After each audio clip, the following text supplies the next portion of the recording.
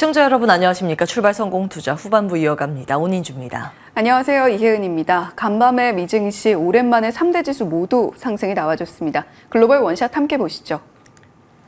3대 지수 모두 상승, 그중에서도 그동안 낙폭이 가장 컸던 나스닥 지수가 1% 넘게 오름세를 보여줬습니다. 지정학적 리스크가 다소간에 완화되는 모습을 보여주고 있고 저가 매수세가 유입이 되면서 무려 7일 만에 상승이 나와준 겁니다. S&P 500 지수가 7거래일 연속으로 하락을 한 게 2000년 초반대라고 하니까 얼마나 그간의 낙폭이 커왔는지, 연속 하락을 이어왔는지 체감을 할 수가 있는 상황입니다. 지금 실적 시즌을 맞이해서 빅테크 종목들의 EPS 상승률이 38%가량 될 것이다 라는 기대감도 솔솔 풍겨나오고 있는데요. 그 실적 시즌의 스타트를 끊게 될 첫 번째 빅테크 기업 테슬라 이야기 잠시 후에 조금 더 자세하게 준비를 해봤습니다. 하지만 여전히 높은 국채금리 수익률은 시장에 부담이 되고 있는데요. 2년물은 한때 5%를 또 한 번 넘어서는 모습을 보여줬습니다. 달러 인덱스도 106달러 선을 계속해서 이어가는 와중에 우리 시장에는 환율 부담 계속해서 주시를 해보셔야 되겠고요. 비트코인은 반감기가 도래한 이후에 오히려 밈코인들, 알트코인들이 상승이 나오더니 이제 다시 66,000달러 선을 터치를 해냈습니다. 이에 따라서 마이크로 스트래티지나 라이어 플랫폼 같은 종목들이 상승이 나와줬는데 라이어 플랫폼은 JP모건의 좋은 이야기가 또 함께 리포트에 담기면서 23% 넘는 급등세를 시연을 해줬습니다. 금 가격은 지정학적 리스크가 아무래도 완화가 되다 보니까 3%가량 내림세를 보이면서 2,320달러 선에서 거래가 되고 있고요. 이란이 이스라엘에 대해서 보복을 하지 않겠다라고 밝힌 것이 지정학적 리스크가 완화된 가장 큰 요인이었습니다. WTI 원유 선물도 내림세를 보이면서 82달러 선 아래쪽에서 현재 움직임 나타내고 있습니다. 지금 미국 시장에서는 단기 하락이 과도했다라는 의견, 그리고 그 한편으로는 앞으로 실적에 대한 경계감도 함께 자리를 하고 있습니다. HSBC에서는 지정학적 리스크 이후 단기적으로는 상승이 나온다라는 이야기를 하고 있습니다만 앞으로 실적 시즌에 나오게 될 종목들의 실적을 하나하나 뜯어볼 필요가 있다라는 이야기가 함께 상존하고 있다라는 것으로도 풀이가 되고 있는데요. 러셀 2000, 나스닥 100, 필라델피아 반도체 지수 보시면 모두 상승으로 마무리를 했습니다만 앞으로 이 테슬라가 끊게 된 실적 시즌의 스타트가 어떻게 이어지게 될지 굉장한 또 긴장감을 불러일으킵니다. UBS에서 이런 이야기를 내놨습니다. 앞으로 결국에 시장은 넥스트 모멘텀을 찾아가게 될 텐데 이제 M7이 아니라 빅6다라고 규정을 하면서 리포트를 내놨습니다. 빅6라고 하면 M7에서 테슬라를 제외한 거고요. 빅6의 EPS 상승폭 감소로 앞으로 이 빅6 종목의 비중을 다운그레이드한다라고 이야기를 내놓은 겁니다. EPS의 증가를 추정을 하게 되면 올해는 나쁘지 않습니다. 42%가량 상승할 걸로 추정이 되는데 2025년에 들어서게 되면 16%로 줄어들게 된다라고 이야기를 하고 있는 거고요. 이에 따라서 대형 기술주의 둔화, 중형 기술주 상승으로 증시의 리더십이 역전될 것이다. 그렇다면 중소형 기술주의 EPS 추정치도 함께 보시죠. 올해는 11%에 그치지만 내년이 되면 25%까지 올라갈 것이다라고 이야기를 하고 있습니다. 일단 여기서 테슬라가 제외됐다라는 것에 1차로 충격, 그리고 빅테크들이 내년에는 좀 부진할 수도 있다라는 것에 2차 충격이 있는 리포트 내용이었는데요. 그럼에도 불구하고 블룸버그 인텔리전스에서는 단기적으로 시장에 더 큰 영향을 줄 수밖에 없는 이번 실적 시즌의 경우에는 매그니피센트 7 종목들의 이익률이 38%가량 상승할 것이다라고 이야기를 내놓고 있습니다. 엔비디아가 아무래도 405%가량의 상승률을 보이면서 가장 좋은 퍼포먼스를 보일 것 같고 아마존, 메타, 알파벳, 마이크로소프트, 애플 순으로 상승폭이 두드러질 것이다 라고 이야기를 하고 있습니다. 그런데 애플은 상승폭이라고 이야기를 하기가 좀 그런 것이요. 애플과 테슬라의 경우에는 이번 1분기 이익률 상당히 좋지 않을 것으로 추정된다라는 이야기도 함께 내놓고 있는 만큼 애플과 테슬라 실적 특히 주시를 해볼 필요가 있겠습니다. 테슬라 이야기 계속해서 해보겠습니다. 테슬라는 앞으로 미래 먹거리를 찾아야 되고 특히 이번 실적 시즌 이후에 어닝콜에서 어떤 이야기를 내놓게 될 것이냐에 방점이 찍혀 있는 상황입니다. 테슬라가 최근 들어서 기록을 세우고 있는 것이 52주 신저가 그리고 시총은 15위로 추락을 해 있는 상황인데요. 한때 천슬라 이야기도 나왔던 테슬라인데 지금은 140달러 선도 위태로운 상황을 직면하고 있습니다. 실제로 간밤에 장중에서는 140달러 선도 무너지는 모습을 한때 보여주기도 했고요. 지금 월가에서 전망하고 있는 1분기 영업이익은 42% 감소, 매출은 5% 감소세를 보이면서 4년 만에 처음으로 매출의 감소세 역시도 함께 나타날 거라고 이야기를 하고 있습니다. 매그니피센트 7이든 빅6든 어쨌거나 테슬라를 함께 넣어서 보게 된다면 매그니피센트 7 종목들 모두 연 고점 대비는 하락하는 모습을 보여주고 있습니다. 밝은 파랑 색깔 바를 보시면 되겠고요. 그런데 YTD 수익률로도 테슬라는 40%가량 빠지고 있는 모습을 여전히 보여주고 있기 때문에 앞으로의 비전이 더욱더 중요할 것이다라는 이야기가 나오고 있습니다. 결국에는 반값 전기차, 로보택시, 옵티머스 로봇 같은 데서 AI의 로드맵까지 머스크 CEO의 발언이 더 중요하다라는 이야기가 나오고 있는데 머스크 CEO는 이전에도 모델 3 생산이 지연됐을 때 공장에서 24시간 먹고 자고 하면서 위기를 타개했던 인물이기도 합니다. 그런데 지금 상황은 전기차 수요 둔화, 거기다가 굉장히 극심한 가격 출혈 경쟁을 직면하고 있는 상황이죠. 지금 2024년 들어서 전기차의 경우에는 2023년 한 해 동안 모델에서 가격 인하를 단행했던 만큼을 이미 시행을 하고 있는 상황입니다. 앞으로 이 전기차 가격 경쟁이 더욱더 심화될 수 있다는 시그널이기도 하고요. 반면에 레거시 완성차 업체들은 간밤에 주가 상승이 나왔는데 포드가 6%, 스텔란티스, GM 모두 상승이 나와줬습니다. 앞으로 단기적으로는 레거시 완성차들의 판매가 조금 더 두드러질 것이다라는 월가의 이야기가 나오면서 3대 자동차 종목들이 모두 상승이 나왔던 거고요. 반면에 테슬라는 지금 타임라인적으로 살펴봤을 때 실적 발표 이후에 6월에는 테슬라 주총이 있고요. 8월 8일 로보택시 로드맵을 발표한다고 했는데 여기서 또 어떤 이야기가 나오게 될지도 테슬라의 앞으로 주가의 향방 그리고 테슬라의 명운까지도 함께 가르게 될 중요 이벤트가 될 것으로 보입니다. 자, 이제 전력 설비 이야기를 좀 해봐야 되겠습니다.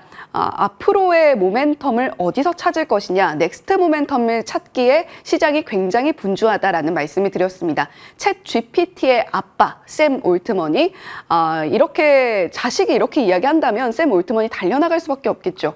아빠 배고파라고 한다면 샘 올트먼이 전력 확보를 위해서 나설 수밖에 없을 겁니다.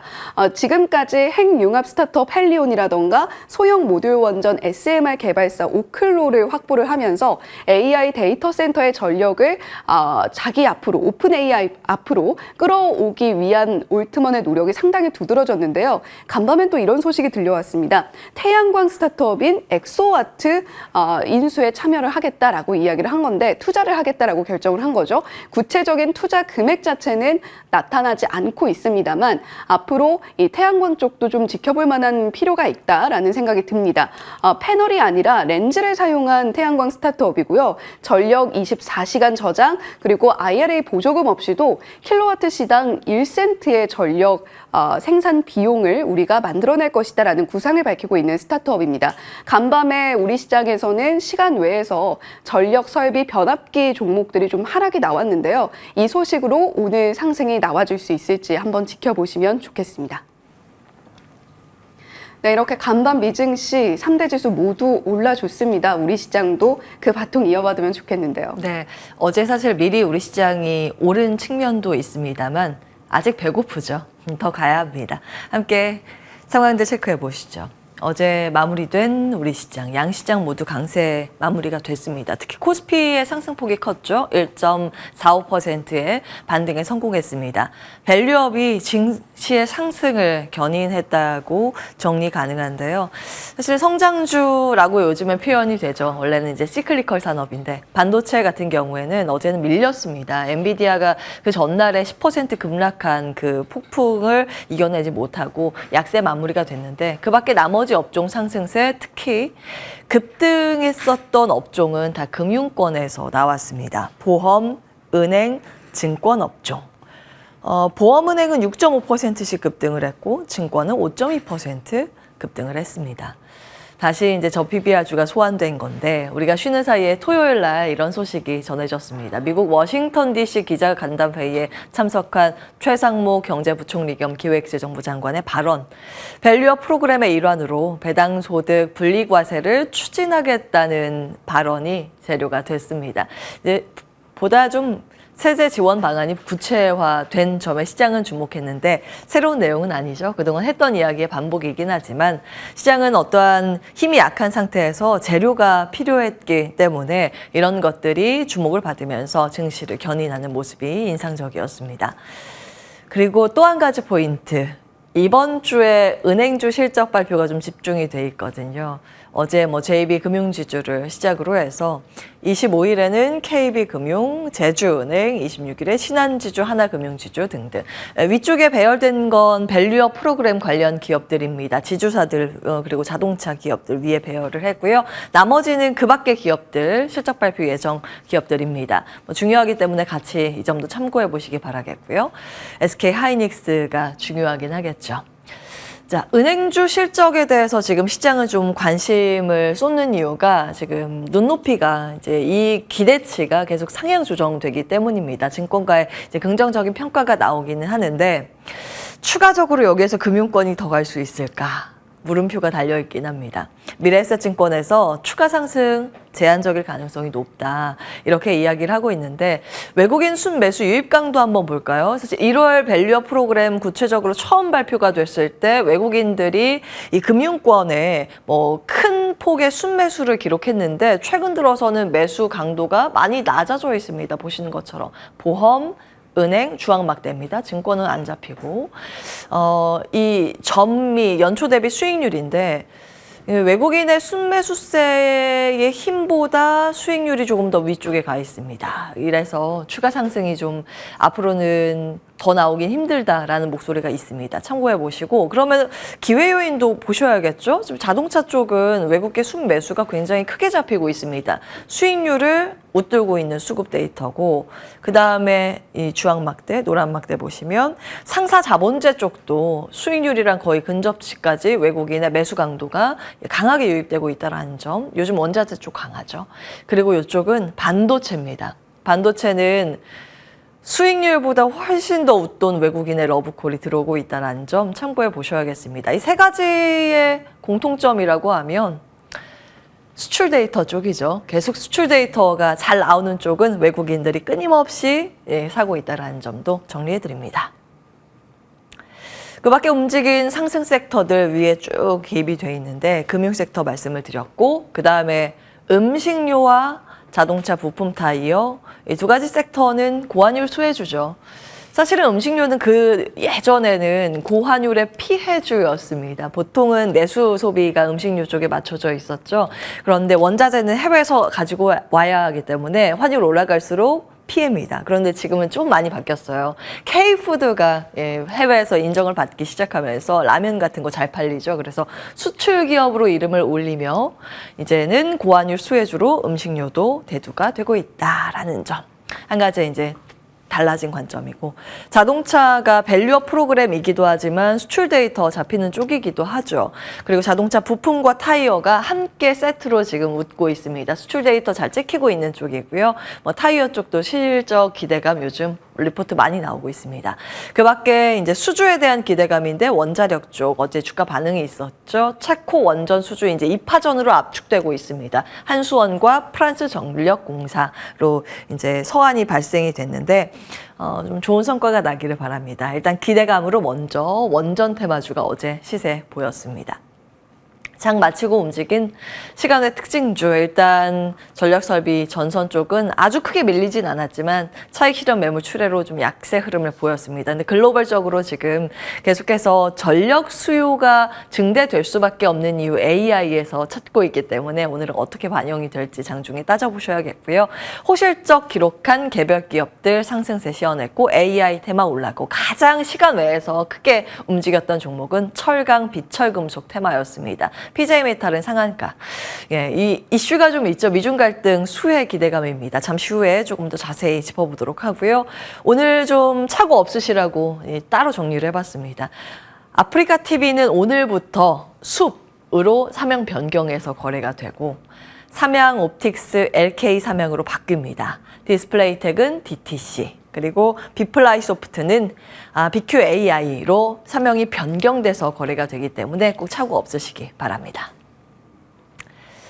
자, 미중 분쟁의 파고가 계속 높아지고 있습니다. 그동안 조금 수면 아래로 가라앉는 듯 했는데 대선 레이스가 시작이 되면서 미국에서 대선 캠페인이 시작되면서 다시 이 이슈가 수면 위로 부상을 하고 있습니다. 그래서 좀 정리를 해봤고요.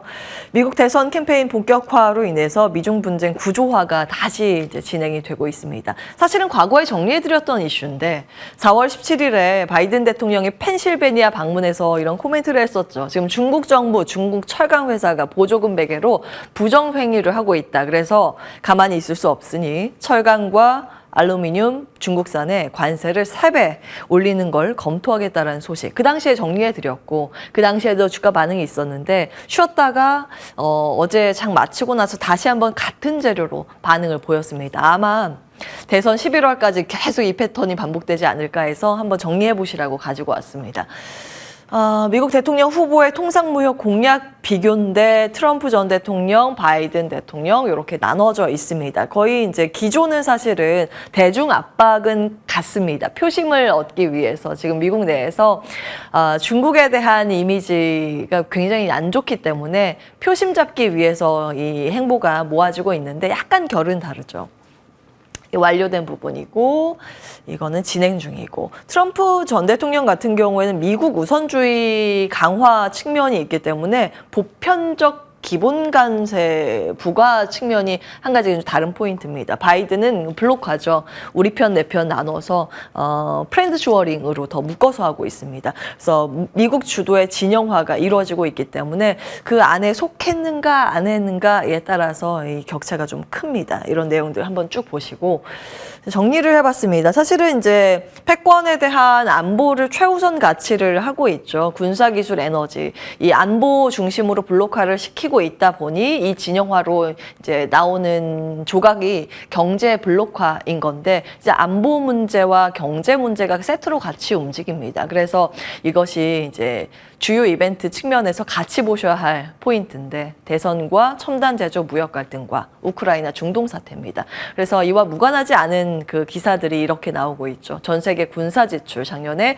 3,300조 원으로 편성이 됐는데 이게 역대 최대 규모입니다. 그래서 군사 안보와 경제 안보 상황들을 같이 이제 엮어서 보실 필요가 있겠고요.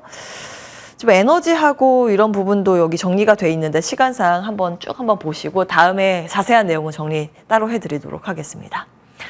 자, 밤사이에 대만 인근에서 한 50회 이상 지금 여진이 발생을 해서 이제 걱정입니다. 큰 피해 없기를 바랍니다. 자세한 내용들은 여기에 있고 지난 3일에 대만에서 이제 강진 한번 있었죠. 그때 정리를 해드렸는데 규모 7.2였습니다. 25년 만에 최대 규모였는데 그 여진이 지난 밤 사이에 좀 있었습니다. 여기 가장 큰 부분이 화리엔 해역 쪽에 6규모 정도가 나왔고 우리가 이제 산업적인 부분을 따져봐야 되니까 반도체하고 디스플레이 생산기지 집중 지역이 서부 쪽이거든요. 타오위엔이랑 타이중시 이쪽인데 여기는 지금 잘 안 보이시죠? 한 1에서 한 3 정도의 규모가 나왔습니다. 사실은 시설 피해 쪽으로 연결이 되진 않지만 지난 4월 3일 지진 당시에도 정리해드렸지만 이것이 일종의 유리하게 핑계의 협상 카드가 될 수 있다는 점 체크해드렸고 실제로 나오기도 했습니다. 그러니까 메모리 업계에서는 생산 차질 문제 있을 수 있다라는 핑계, 추가 점검을 해야 한다라는 핑계로 반도체 판가 상승 전략을 당시에 구사를 했습니다. 그런데 이번에도 이제 메모리 반도체 업체들은 적자에서 탈피했기 때문에 이 기회 놓치지 않을 것이다. 이것을 협상 카드로 추가적으로 이용을 할 수 있을 것이다 라는 코멘트가 또 메리츠 증권에서 나왔기 때문에 참고해 보시기 바라겠습니다. 일종의 좀 잔인한 부분이긴 하지만 이러한 지진 이슈는 대만의 지진 이슈는 반도체 업계에서는 수혜 카드로 활용이 되기도 합니다. 오늘 어떻게 반영이 되는지 체크해 보시고 이거는 이제 이번 주에 체크 포인트 IPO죠. HD 현대마린솔루션 상장 예정인데 LG에너지솔루션 이후에 최대 규모로 예측이 되고 있습니다. 이번에 그 청약대 흥행을 하게 되면 조선 섹터 전반에도 호재가 될 수 있어서 정리를 좀 해드립니다. 25일부터 26일 청약 들어가게 되고요. 시장에 이제 관심이 집중이 되고 있죠. HD 현대그룹 내에서 선박 사후 관리 사업을 하는 쪽인데 애프터 서비스 쪽입니다. 예전에 현대중공업에서 떨어져 나와서 물적 분할해서 설립한 기업입니다. 요거 이제 분위기 좀 보셔야 하고요. 2차 전지 주요 체크 포인트는 테슬라하고 에너지 정보청의 발표 내용인데 이것도 중요해서 간략하게만 정리해 드립니다. 이제 지금 주가가 맞을 대로 맞았다는 건 다 알고 계실 겁니다. 이거 지난주에 정리한 거라서 누적 하락률 30%인데 지금 그거보다 더 많이 내려와 있죠. 지금 더 많이 떨어져 있습니다. 그런데 이제 반전 카드 이렇게 많이 빠졌으니 솔직히 인간적으로 인륜적으로라도 기술적 반등 나와야 하지 않겠습니까? 그렇게 된다면 시장에서 볼 만한 기대 요인 자유주행이나 ESS, 인도 진출, 보유 현금 투자처 등등이 될 수 있겠고요.